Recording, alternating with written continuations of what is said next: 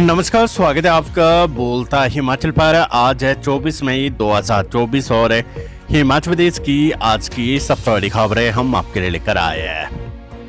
हमेशा की तरह आप इस वीडियो को लाइक कर दीजिएगा। चैनल पर नहीं जुड़े, चैनल को आप सब्सक्राइब जरूर करें। पेश है आज की सबसे बड़ी खबरें।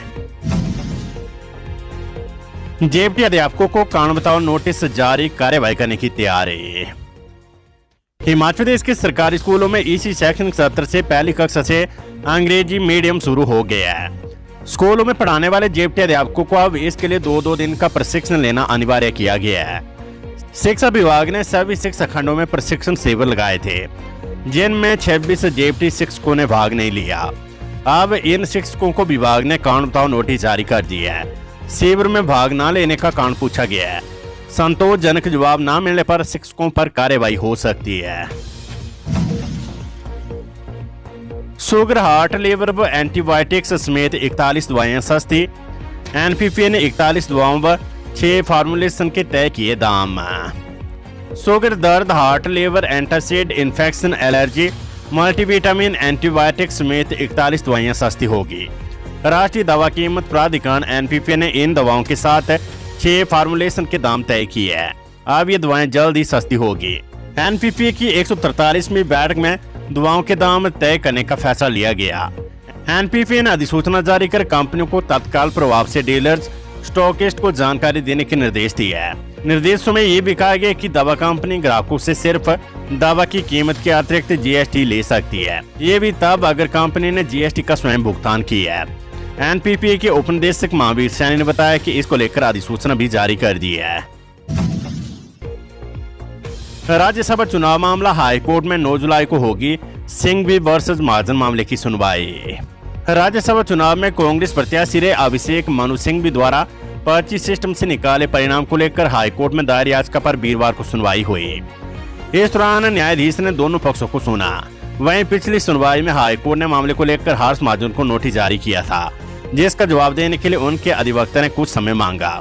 इसके बाद हिमाचल हाईकोर्ट ने मामले की अगली सुनवाई 9 जुलाई निर्धारित कर दी है। मनु सिंघवी के अनुसार इस चुनाव के दौरान कानूनी प्रक्रिया की अनुपालना नहीं की गई है और भाजपा प्रत्याशी हर्ष महाजन को विजयी घोषित कर दिया गया। याचिका में दिए गए तथ्यों के अनुसार राज्यसभा वोटिंग में दोनों ही उम्मीदवारों को 34 वोट प्राप्त हुए थे। इसके बाद पर्ची से नाम निकाले गए, लेकिन इस पर्ची सिस्टम में जिस तरह से भाजपा प्रत्याशी को विजेता घोषित किया गया वे गलत है।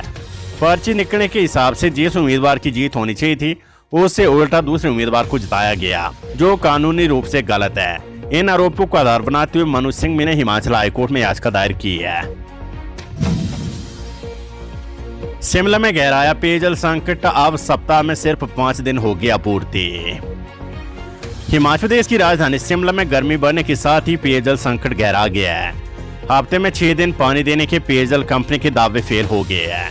अब शहर में हफ्ते के 5 ही दिन पेयजल की आपूर्ति होगी, 2 दिन कट रहेगा। पेयजल परियोजनाओं में जल स्तर घटने के बाद कंपनी ने यह फैसला लिया है। पेयजल कंपनी के एजीएम पीपी शर्मा ने कहा कि शहर में 5 दिन ही पेयजल आपूर्ति दी जाएगी। इसका शेड्यूल जारी कर दिया गया है। उधर शहर में अब टैंकरों से भी पानी की आपूर्ति शुरू कर दी गई है। बुधवार को कंपनी के पास 20 टैंकरों की मांग पहुंची। इनमें राष्ट्रपति निवास, छराबड़ा समेत शहर के डीएवी, लक्कड़ बाजार, कृष्णा नगर और लालपानी स्कूल के लिए दोपहर के समय टैंकर भेजकर पानी की आपूर्ति दी गई। कई स्कूलों में पानी की कमी के चलते शौचालय तक बंद करने पड़ रहे हैं। कंपनी के एजीएम पीपी शर्मा ने कहा कि सभी वार्डों में तय शेड्यूल के अनुसार पानी देने का प्रयास किया जा रहा है। लोकसभा चुनाव, आईटीबीपी की 5 बटालियन पहुंची हिमाचल, 18,000 पुलिस कर्मचारी भी रहेंगे तैनात। हिमाचल प्रदेश में लोकसभा चुनाव के लिए आईटीबीपी की 5 बटालियन पहुंच गई है। बाहरी राज्यों से सीआरपीएफ के जवान 25 मई से आना शुरू हो जाएंगे। इन जवानों की तैनाती दूसरे राज्यों के साथ लगती हिमाचल की सीमाओं, कंट्रोल रूम और मतगणना केंद्रों में होगी। इसके अलावा 18,000 पुलिस कर्मचारी और 10,000 होमगार्ड भी सुरक्षा में तैनात रहेंगे। प्रदेश में केंद्रीय बलों की 63 कंपनी सुरक्षा का जिम्मा संभालेंगी। 25 मई को छठे चरण का मतदान हो जाएगा। इसके बाद 7वें चरण में सुरक्षा बल हिमाचल आएंगे। मुख्यमंत्री सुखविंदर सिंह सुक्खू बोले 82 संपत्तियों की खरीद में लगे बागी विधायकों का काला धन। मुख्यमंत्री सुखविंदर सिंह सुक्खू ने गुरुवार को धर्मशाला से बागी विधायकों और भाजपा पर जमकर निशाने साधे। आरोप लगाया कि धर्मशाला व आसपास के क्षेत्र में 82 संपत्तियों की खरीद में बागी विधायक का काला धन लगा है। मुख्यमंत्री ने पासू में आयोजित जनसभा में कहा कि जनता की सेवा करने की बजाय यहाँ की बागी विधायक भूमाफिया बन बैठे हैं। गरीब किसानों की जमीनों को कोड़ियों के भाव खरीदा है। बागी विधायक के ड्राइवर ने महज 3 साल में 10 करोड़ रुपए से 82 संपत्तियां खरीदी है। गर्मी का मौसम शुरू होते ही जिले में फलों और सब्जियों के दामों में काफी उछाल देखने को मिल रहा है। सब्जी और फलों के दामों में उछाल आने से इसका सीधा असर लोगों की जेब पर पड़ने लगा है। नींबू, फ्रांसबीन और भिंडी तो ग्राहकों की जेबें खूब निचोड़ रहे हैं। अचानक से बाजारों में नींबू के रेट बढ़ जाने से विक्रेताओं ने भी 10 रुपए में 2 नींबू बेचना शुरू कर दिए है। टमाटर के भी बाजारों में अलग अलग रेट चल रहे हैं। कई टमाटर 20 रुपए किलो मिल रहे हैं तो कई 30 रुपए। अन्य सब्जियों के दामों में भी उछाल आया है। इसमें शिमला मिर्च, फूलगोभी, मटर, करेला, घिया, गाजर सहित अन्य सब्जियों के दामों में बढ़ोतरी होने से लोगों का बजट गड़बड़ा गया है। जिले भर में यही हाल है।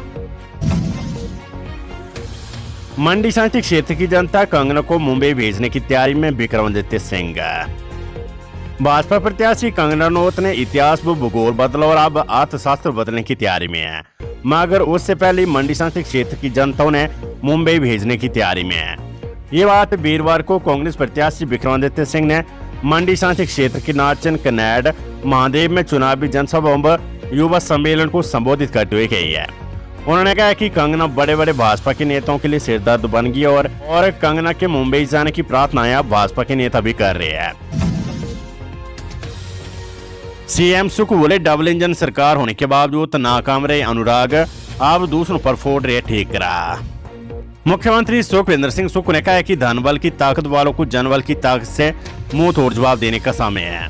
जब भाजपा नेता वोट के दम पर चुनकर सत्ता में नहीं आ पाए तो नोट के जरिए सत्ता में आने के लिए सरकार गिराने की कोशिश की, लेकिन जयराम का पैंट कोट कील पर ही टंगा रह गया। मंगाना और अम में आयोजित जनसभाओं को संबोधित करते हुए सुक्खू ने कहा कि ऊना के 2 विधायकों ने बाकी 4 विधायकों के साथ मिलकर पार्टी की पीठ में छुरा घोंपा और बाद में 100 की स्पीड से वाहनों में पंचकुला की ओर भाग निकले। प्रधानमंत्री मोदी की चुनावी जनसभा को लेकर छावनी में तब्दील हुआ नाहन शहर। नाहन के ऐतिहासिक चौगान मैदान में 24 मई को होने वाली प्रधानमंत्री नरेंद्र मोदी की चुनावी जनसभा से पहले शहर छावनी में तब्दील हो चुका है। 3 दिनों से एसपीजी के अधिकारी सुरक्षा व्यवस्था का जिम्मा संभाले हुए हैं। सिरमौर पुलिस की ओर से प्रधानमंत्री की जनसभा को लेकर ट्रैफिक प्लान जारी किया गया है। प्रधानमंत्री की जनसभा के दौरान एक तरह से शहर पूरी तरह से सील रहेगा और आपातकालीन वाहनों को छोड़कर शहर में अन्य वाहनों की आवाजाही पर पूरी तरह से पाबंदी रहेगी। ट्रैफिक प्लान के मुताबिक जनसभा के दौरान शिमला, सोलन, जमटा व रेणुका जी की तरफ से आने वाले वाहनों को ITI नाहन वीडियो कार्यालय तक सवारियों को उतारने के लिए आने दिया जाएगा और फिर वाहनों को वहां से वापस भेज दिया जाएगा। करसोग में आग की भेंट चढ़ी गौशाला, दुधारू गाय समेत बछड़ी जिंदा जली। करसोग में गौशाला में आग लगने से 2 मवेशियों के जिंदा जलने का मामला सामने आया है। प्रशासन ने तुरंत प्रभाव से नुकसान का प्राक्कलन तैयार करने के आदेश जारी किए हैं। मिली जानकारी के मुताबिक करसोग उपमंडल के तहत ग्राम पंचायत थाच थर्मी के गांव जोंग में बुधवार देर रात एक गौशाला में अचानक आग भड़क गई, जिसमें एक दुधारू गाय सहित एक बछड़ी की जिंदा जलने से मौत हो गई है। पुलिस ने CTU की बस को चेकिंग के लिए रोका, 2 युवकों से हेरोइन बरामद।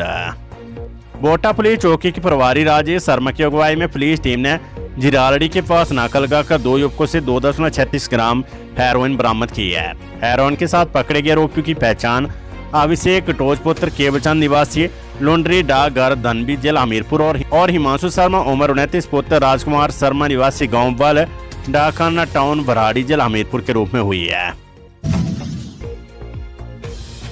कांग्रेस 4 जून को ईवीएम पर फोड़ेगी अपनी हार का ठेकरा, कंगना रनौत। चुनाव प्रचार अभियान के दौरान मंडी शांति क्षेत्र से भाजपा प्रत्याशी कंगना रनौत ने कहा है कि आगामी 4 जून को कांग्रेस अपनी हार का ठेकरा ईवीएम के ऊपर फोड़ने वाली है। कंगना ने कहा है कि भ्रष्टाचारियों की संपत्ति की जांच मात्र मोदी के नेतृत्व में हो सकती है। शराब व नेशनल हेराल्ड की पाई की वसूली केवल हमारी सरकार ही कर सकती है। भाजपा प्रत्याशी ने कहा कि कांग्रेस ने प्रदेश की महिलाओं को 1500 रुपए देने के झूठे वायदे किए तथा मुझे एक भी युवा नहीं मिला जिसे नौकरी दी हो। प्राकृतिक आपदा के समय देवभूमि ने कांग्रेस सरकार के निकम्मेपन को बहुत करीबी से देखा है। आपदा में देवभूमि की चिंता छोड़ कांग्रेस सरकार अपनी ओछी राजनीति के चलते बंदरवांट में उलझी रही। और ब्रह्मौर से खड़ामुख होली मार्ग पर भूस्खलन से 30 मीटर सड़क धंसी, बड़े वाहनों की आवाजाही बंद है। ब्रह्मौर क्षेत्र के खड़ामुख होली मार्ग पर डल्ली के निकट भूस्खलन होने से सड़क का लगभग 30 मीटर हिस्सा धंस गया है, जिससे बड़े वाहनों की आवाजाही ठप हो गई है। हालांकि इस स्थान से मात्र छोटे वाहन निकल पा रहे हैं, लेकिन बड़े वाहनों की आवाजाही बंद होने से मुश्किलें बढ़ गई है। वहीं सड़क धंसने से बिजली विभाग की 11 केवी लाइन भी इसकी चपेट में आ गई है। इस कारण क्षेत्र में बिजली के 9 ट्रांसफार्मर ठप हो गए हैं। बताया जा रहा है कि सड़क से नीचे बिजली टावर का निर्माण कर रही एजेंसी की लापरवाही के कारण सड़क धंसी है। निर्माण एजेंसी द्वारा की गई खुदाई की वजह से भूस्खलन हो गया और सड़क धंस गई। एचपीयू निजी बीएड कॉलेजों की कार्यप्रणाली पर रखेगा नजर, एनसीईटी के नियमों के तहत कार्य न करने पर होगा जुर्माना।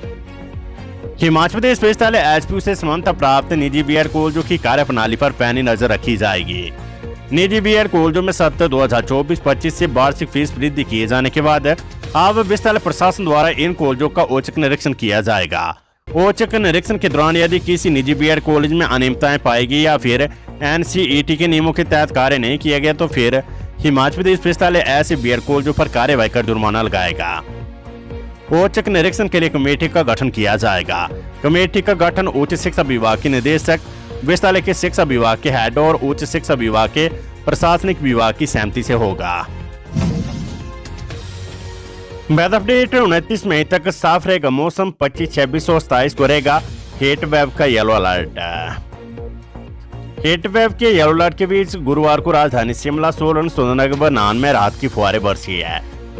मौसम में थोड़ी ठंड आने के कारण शुक्रवार को हीट वेव का कोई अलर्ट जारी नहीं किया गया है। शिमला 7, सोलन 13, सुंदरनगर में 1 मिलीमीटर बारिश हुई है, जबकि नाहन में भी बूंदाबांदी हुई है। मौसम विभाग के अनुसार शुक्रवार को किसी भी प्रकार का हीट वेव का कोई अलर्ट नहीं रहेगा, लेकिन 25, 26 व 27 मई 3 दिन लू चलने का येलो अलर्ट रहेगा। 25 मई को ऊना, बिलासपुर, सिरमौर व सोलन, जबकि 26 व 27 मई को ऊना, बिलासपुर, हमीरपुर, सिरमौर, मंडी, कांगड़ा, कुल्लू और सोलन जिलों में हीट वेव चलने की संभावनाएं हैं। प्रदेश में 29 मई तक मौसम पूरी तरह से साफ और शुष्क बना रहेगा। राज्य निर्वाचन विभाग को हिमाचल प्रदेश में लोकसभा चुनाव व विधानसभा उपचुनाव के मद्देनजर लागू आचार संहिता की अवहेलना को लेकर मुख्यमंत्री सुखविंदर सिंह सुक्खू को नेता प्रतिपक्ष जयराम ठाकुर, मंडी से कांग्रेस उम्मीदवार विक्रमादित्य सिंह, मंडी से भाजपा प्रत्याशी कंगना रनौत सहित कई अन्य लोगों के खिलाफ शिकायतें मिली है। राज्य निर्वाचन विभाग को मिली शिकायतों में से कुछ एक ही जांच कर निर्वाचन आयोग को आवश्यक कार्यवाही हेतु भेजा गया है। कुछ शिकायतों में आचार संहिता की अवहेलना करने वालों को नोटिस जारी का जवाब मांगा गया है। मुख्य निर्वाचन अधिकारी मनीष गर्ग ने बताया कि मंडी संसदीय क्षेत्र से भाजपा उम्मीदवार की काजा रैली में बाधा डालने को लेकर दायर भाजपा की शिकायत पर लाहौल स्पीति के काजा में कांग्रेस कार्यकर्ताओं के विरुद्ध आईपीसी की धारा 341 और 323 के तहत प्राथमिकी दर्ज की गई है। Hamirpur Congress youth club user द्वारा फेसबुक अकाउंट पर कंगना रनौत के खिलाफ आपत्तिजनक सामग्री पोस्ट करने के संबंध में भाजपा की शिकायत पर की गई जांच की विस्तृत रिपोर्ट के साथ इस मामले को भारतीय निर्वाचन आयोग को भेज दिया गया है। इसके अलावा पालमपुर बस स्टैंड में घायल लड़की के उपचार को लेकर की गई सार्वजनिक टिप्पणी के बारे में कंगना रनौत के खिलाफ कार्यवाही करने का निर्देश दिया गया है। प्रदेश भाजपा द्वारा सीएम सुक्खू के खिलाफ भी ऊना में एक भाजपा उम्मीदवार पर अपमानजनक टिप्पणी करने पर शिकायत दर्ज की गई थी, जिसमें भाषण की ट्रांसक्रिप्ट आगामी कार्यवाही के लिए भारतीय निर्वाचन आयोग को भेजी गई है।